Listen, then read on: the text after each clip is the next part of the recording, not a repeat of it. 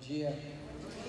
Eu queria agradecer à BRH Nacional pela oportunidade, agradecer especialmente ao Júnior e ao Maurício da Qualicorp pelo amável convite.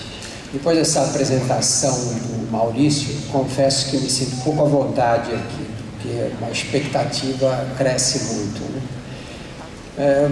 Falar de qualidade de vida é uma coisa um pouco complicada, porque esse conceito tem sido tão repetido que eu acho que ele perdeu completamente o significado. Qualidade de vida o que é, né? Qualidade de vida, quando eu estudava saúde pública, diziam que era o bem-estar biopsíquico-social, que também é um termo muito vago. Você tem que estar bem fisicamente, psicologicamente e socialmente, deve ter relações estabelecidas que te dão conforto e trazem felicidade. Eu acho que a qualidade de vida está muito ligada ao conceito de felicidade, na verdade, que é um conceito vago, subjetivo e difícil de definir. No caso das empresas e do trabalho que vocês fazem, esse tema entrou na ordem do dia, por quê? Porque vamos voltar um pouco para trás, vamos pensar como era, que tipo de preocupação havia quando começaram a surgir as primeiras empresas nacionais. A preocupação era exclusivamente em relação à produção. Quer dizer, os empregados eram enxergados como aqueles que são capazes de produzir. E a produção devia ser maximizada para ser economicamente viável. Essa era a preocupação básica das empresas. Ao redor dos anos 50, mais ou menos, quando no Brasil começou a surgir o conceito de assistência médica, porque não existia assistência médica no país. Quando se fala que o Brasil, assistência médica é uma porcaria, uma vergonha nacional, eu honestamente não penso assim. Não penso assim por quê? Eu nasci durante a Segunda Guerra Mundial, faz bastante tempo. Nasci no bairro do Brás, que era um bairro de operários. Ali tinha a hospedaria dos imigrantes. Os italianos, portugueses, espanhóis chegavam, iam para a hospedaria e depois se localizavam com os amigos, com os parentes, nas proximidades da hospedaria. No Brás se falava italiano nas ruas, os italianos eram maioria lá. Eu de criança aprendi a falar italiano na rua em São Paulo. Quando eu conto isso, todo mundo acha um absurdo, mas era assim. E não havia assistência médica nenhuma. Eu não tive pediatra e nenhum dos meninos da minha rua teve pediatra. E o Brasil naquele tempo tinha o quê? 50 milhões de habitantes. Nós mais do que triplicamos a população do país numa única geração. Hoje você nas grandes cidades brasileiras e nas pequenas também não encontra uma criança que não tenha acesso ao pediatra.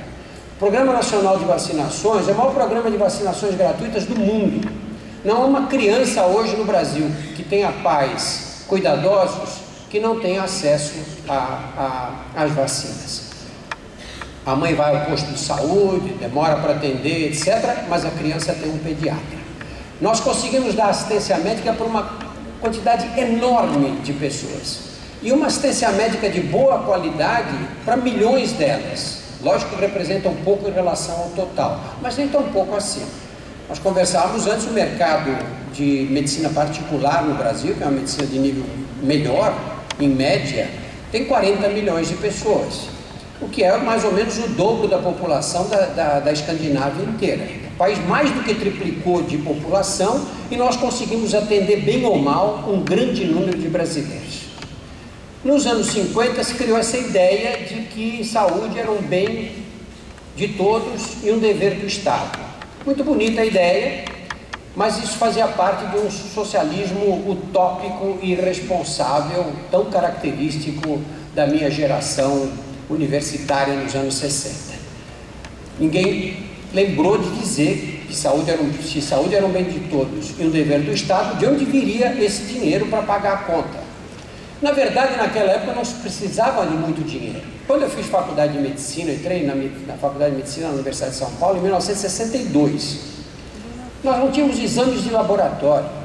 Nós tínhamos alguns exames de sangue, que eram exames baratos, tínhamos raio-x e tínhamos eletrocardiograma. E acabou, não havia mais exames. Quer dizer, a assistência médica era muito simples.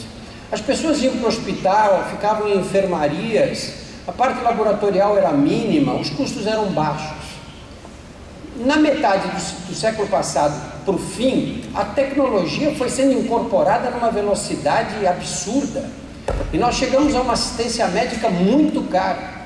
E as empresas, por outro lado, começaram a enxergar um pouco mais longe. Quer dizer, você não pode ter um empregado que dependia exclusivamente do serviço público, porque por muitas razões, uma das quais é que o serviço público é muito lento e isso acabava prejudicando a produtividade e criando um descontentamento geral.